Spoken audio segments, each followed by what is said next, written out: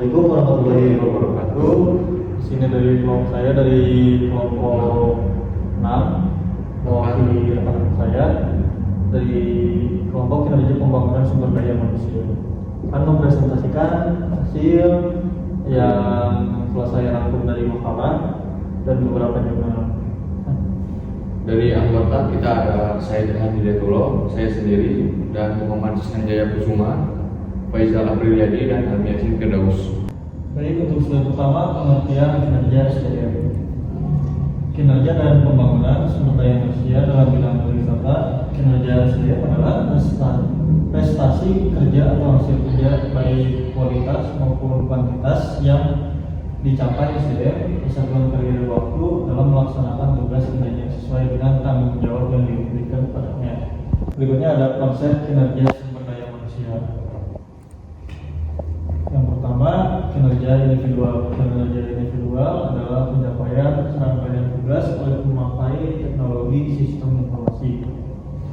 Dan yang kedua, kinerja organisasi. Kinerja organisasi adalah sebagai efektivitas organisasi secara menyeluruh untuk memenuhi kebutuhan yang ditetapkan dari setiap kelompok yang berkenaan melalui usaha-usaha yang sistematik dan meningkatkan kemampuan organisasi secara terus-menerus agar tercapai secara efektif. Faktor yang mempengaruhi kinerja SDM.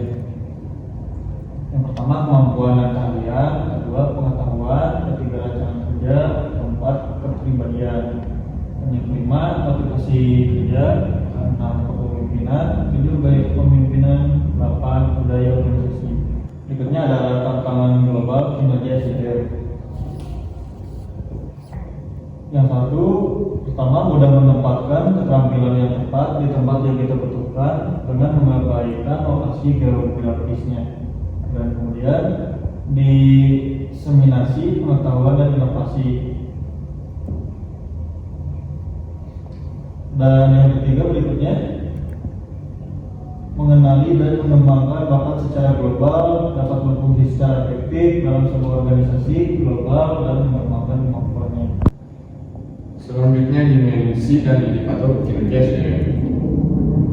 Dimensi kinerja adalah referensi harus sesuai dengan standar kinerja dan tujuan organisasi, serta kesesuaian standar penilaian kinerja dengan target kerja. Sensitivitas mampu membedakan antara kinerja yang efektif dan tidak efektif. Reliabilitas penilaian harus konsisten. Indikator kinerja yaitu alat yang digunakan untuk mengukur sejauh mana pencapaian kinerja pegawai. Berikut beberapa indikator yang mengukur kinerja karyawan adalah: 1. Kualitas kerja, 2. Kuantitas, 3. Ketetapan waktu, 4. Efektivitas, 5. Kemandirian. Selanjutnya, fungsi dalam kinerja SDM. Menciptakan kesehatan dan keselamatan kerja yang baik dalam lingkungan bisnis. Kesehatan dan keselamatan kerja akan mempengaruhi reputasi perusahaan. Departemen SDM wajib menjaga keselamatan pekerja melalui program yang dikelolanya. Dan selanjutnya, fungsi manajerial SDM. Kinerja manajerial merupakan hasil dari proses aktivitas manajerial yang efektif, mulai dari proses perencanaan, pelaksanaan, penatausahaan, laporan pertanggungjawaban, pembinaan, dan pengawasan. Selanjutnya ada operasional.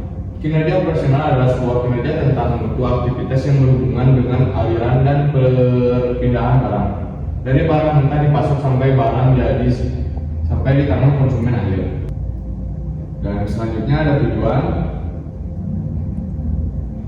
Tujuan utama kinerja sumber daya manusia adalah mengoptimalkan potensi dan kontribusi karyawan dalam mencapai tujuan organisasi secara efektif dan efisien. Manajemen SDM melibatkan berbagai praktik dan kegiatan yang dirancang untuk mengelola aspek-aspek terkait dengan karyawan dalam suatu organisasi. Selanjutnya ada komponen.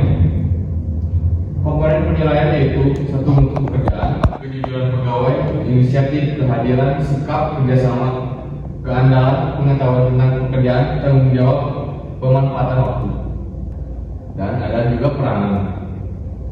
Bagi individu, manajemen kinerja berperan dalam memperjelas peran dan tujuan, mendorong dan mendukung untuk tampil baik, membantu pengembangan kemampuan dan kinerja, peluang menggunakan waktu secara berkualitas, Dasar objektivitas dan kejujuran untuk mengukur kinerja dan memformulasi tujuan dan rencana.